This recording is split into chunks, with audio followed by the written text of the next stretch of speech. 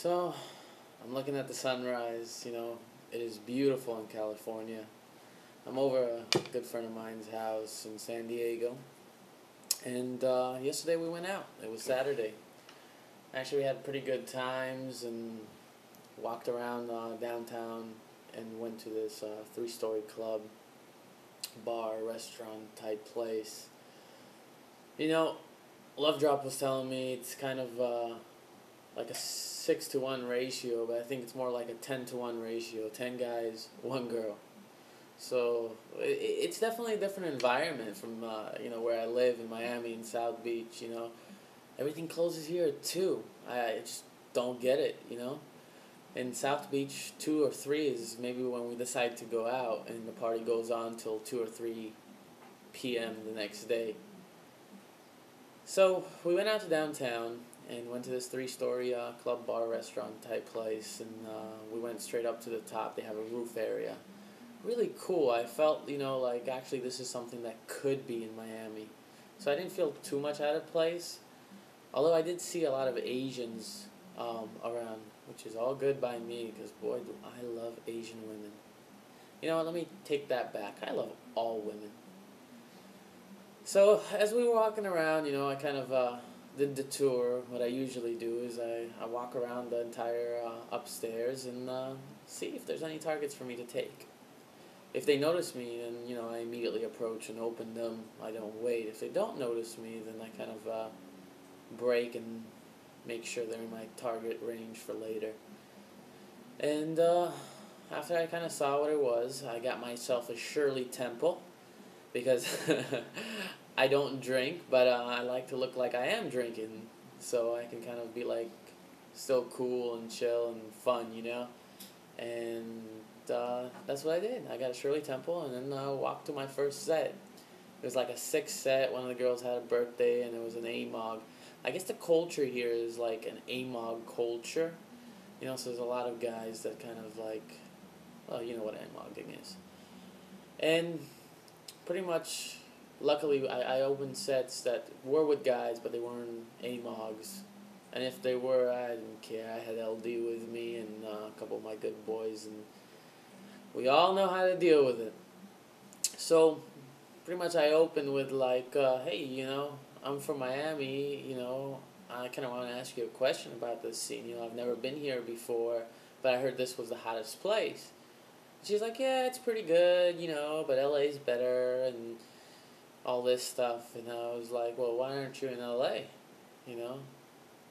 And she was like, no, I gotta chill with my friends, She was a cute little, like, I would give her an 8, maybe an 8.5, blonde, blue eyes, I have a weakness for blondes. It's just, if she's blonde and she's above an 8, she's mine. I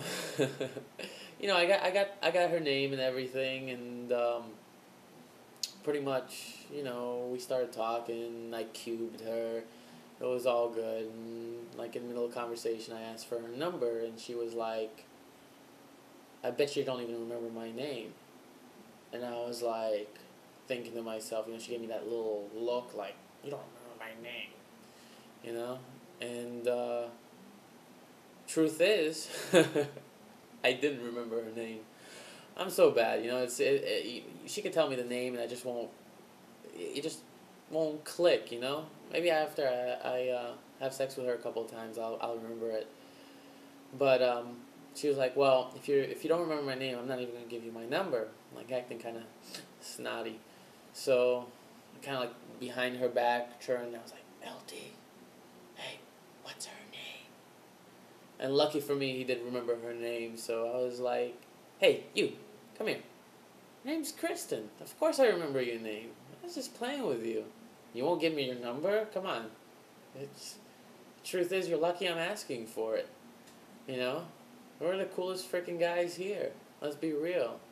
We're also dressed cool, That's the truth. We were dressed very well for this scene, and a lot of times I do feel like the coolest person walking into a place, It's just because I'm more socially intelligent than a lot of other people around the area, so I do feel extremely cool when I walk into any place, and that's kind of the vibe and the state that I'm in when I actually go into any environment. But I got her number, and we were supposed to throw a party at my friend's house later. I guess like the type of work it is here in California is like, you party until 2, and then you're like a nobody if you don't have an after party to go to. So we were gonna throw a little party of our own, and I invited her back. She's like, yeah, give me a call when you guys leave and all this blah blah blah. And I was like, all right, great. And kissed her on the cheek and kind of like took off. And as we walked around, I saw a set to my right, and LD saw a set to his left. So I was like, well, when we open them? And he's like, no, let's open them. So I was like, all right, go open them. So he went and opened them, and a few minutes later I came in, and I was like, hey, have you seen Kelly? And he's like, no. And I started walking away, and he grabbed me and pulled me back into the set. This is a routine rerun, like, it's basically like a way for me to come in without just like coming into the conversation. Like, hey, what's up? I'm Spear, And they're like, oh, hi, blah, blah, blah, So he kind of pulls me back. And he's like, hey, these are some cool girls I met, And then like he introduces me to all of them. And there was a really hot girl there. She was like a 9.5, bordering a 10. Maybe I'll even give her a 10. And usually I'll the target I would give to LD since he opened the set, but since he said it was cool, I took her. And I started running routines on her. I told her I'm from Miami, and she's like, I'm moving to Miami too. She was like sounding all excited I was from Miami. It was a pretty cool, already commonality was built just by that, so it was pretty cool, and she seemed a lot happier. And I was like, yeah, we got a great place, when you come down, we'll party, we'll do all this. And she's like, yeah, great. And I did a little magic trick, I grabbed something, and, it was in my hand, and I kind of went 1, 2, 3, and now it's gone, And then I kind of went like this, and pulled it. Obviously, you saw that because I wasn't trying to do it for you. I was just trying to show you what I did. But I do it very well when I'm in the scene and in state. And they were like, wow! And then like another set off to my right came in. She's like, do it again, do it again. I was like, listen, I'm not a dancing monkey. Tell you what, you have a dollar bill? And I ran the little phone routine, Styles phone routine, which is a great thing. I made a big dramatic scene out of it. So everybody was like, oh, what is he going to do? What is he going to do?